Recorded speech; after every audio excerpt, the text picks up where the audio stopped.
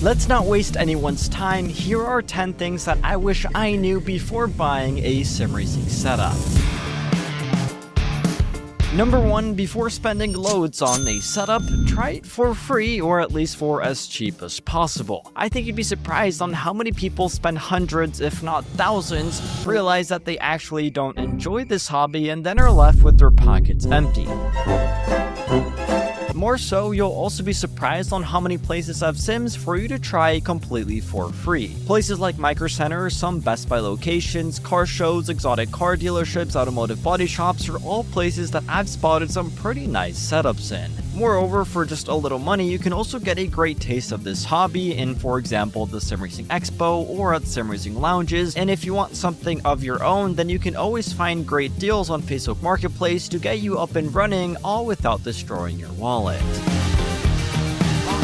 Number 2, so you got into this hobby, you love it, and now it's time to upgrade. Well, it's generally advised to, as long as you can afford it, to buy once and cry once. This means that instead of slowly climbing the ladder with incremental upgrades, buying mid-range gear only to replace it months later, it's often cheaper and less frustrating in the long run to just invest in higher-end, durable gear from the start. Now sure, the upfront cost may sting, but you'll likely save money by avoiding the churn of selling off gear and constantly chasing performance gains. So for example, upgrading to a MOZA R3 from something like the Logitech G29 will give you a noticeable change, but it won't be long until you want a more powerful direct drive wheelbase, and you get the point.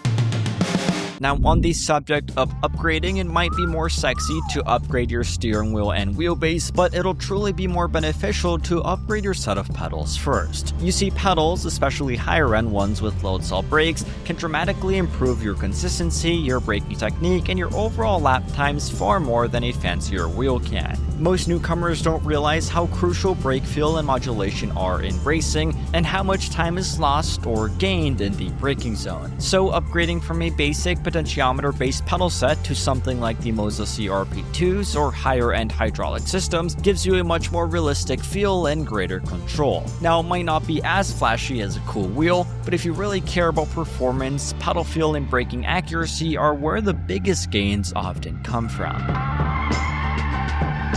Number 4, a good quality firm sim racing cockpit will go a long way, and from my experience, aluminum profile rigs are often the best choice. You see, the rigidity of your rig has a direct impact on how your gear performs, especially when you're using higher torque direct drive wheelbases or stiffer load cell pedals. If your rig is flexing under load, it's not just annoying, but it's also compromising your inputs and it's making it harder for you to drive consistently. So in that case, aluminum profile rigs, often referred to as 80/20 rigs, offer unmatched stiffness, modularity, and upgrade potential. You see, unlike tubular or pre-built consumer-grade cockpits, you can customize them endlessly with things like cup holders, phone holders, PC trays, or motion systems, all with relative ease. Now, they're not the cheapest, and the setup process can be a bit more involved, but once they're put together, you'll likely never need to replace your rig again. It's ultimately a solid foundation that will grow with your setup rather than limit it.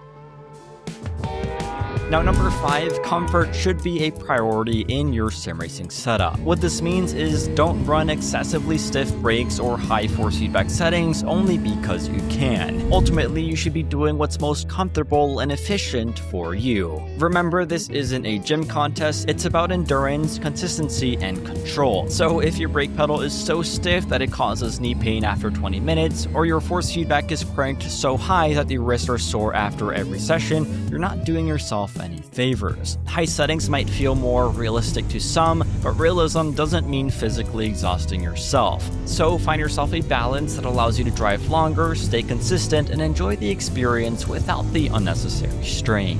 Number 6, when it comes to monitors versus VR, know what fits your space and style best. A single monitor will be the most affordable, but also the most limiting. An ultra-wide monitor looks great, but it may not provide the best bang for your buck. Triple monitors offer excellent peripheral vision and realism, but they do require space and proper alignment, and VR delivers unmatched immersion, but it can get hot, fatiguing, and harder to use for longer race stints. So find what works best for you and your situation, rather than reading on Reddit what others prefer when it comes to making your setup yours. Number 7, and a big one, avoid costly mistakes by carefully researching compatibility before buying. You see, not all gear plays nice together. Some ecosystems, like Fanatec's, are semi-closed, meaning that not every part is easily swappable. Some quick-release systems don't work with certain wheelbases, most gear is not console compatible, etc, etc, etc. So make sure to double-check everything carefully, read around to make sure it works, and just make sure that you're 100% sure on what you're buying before buying.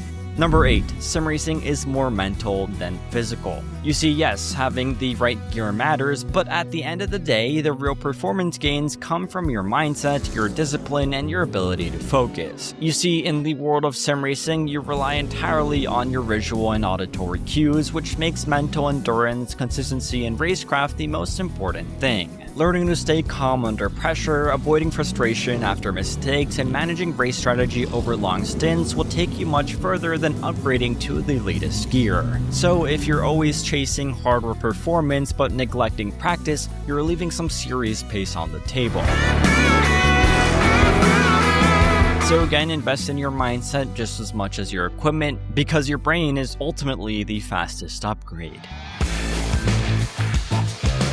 Number 9, sim racing can get isolating or even stale if you're always driving solo, so join a league or a community. You see, public lobbies can be chaotic and lack structure, while private leagues or active Discord groups offer cleaner racing, a sense of accountability, and a much needed social element. It's ultimately one of the best ways to stay engaged, push yourself, and actually enjoy the process. So to help you get started, for example, you can join my very own OC Sim series, where later this month we'll be organizing an endurance race at Spal, where you, yes you, can join and race completely for free by joining the Discord linked in this video's bio.